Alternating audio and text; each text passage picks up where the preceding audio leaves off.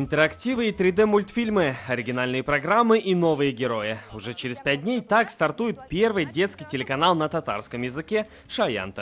На каждую передачу есть какие-то новые татарские термины, которым они обучаются. Сегодня телеканал презентовали нашим коллегам-журналистам. Для семьи Рустама Исхакова это долгожданное событие. У журналиста-редактора дочки 2 и 6 лет. Мы ждем, потому что у нас запасов, которые мы купили от татар-мультфильма, уже исчерпали. У нас нет дисков уже, надо новые постоянно показывать. Новый контент на Шаян ТВ будет каждый день. Хотя, например, Зухру Садыкову обрадовало обратное. Известные русские и зарубежные мультфильмы на татарском языке. Мои дети Рамазан Язали смотрят мультики «Робокар Полли» и «Фиксики». Думаю, если татарский перевод будет, они тоже охотно будут смотреть. Оригинальный контент анимационный.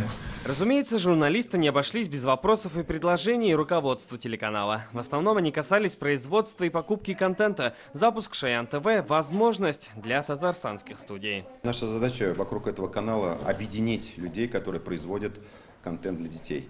В том числе способствовать развитию у нас мультипликационной индустрии производства мультфильмов. Транслироваться телеканал будет и в интернете через официальный сайт, а в будущем будет создано и специальное приложение. Дети в основном сейчас сидят в планшетах, в интернете. Буду спокоен, что ребенок будет сидеть и смотреть татарские мультфильмы, татарские некоторые развлекательные программы. Мы очень рады, что у нас появится такой канал Шаян ТВ. Мои дети, безусловно, будут смотреть этот канал.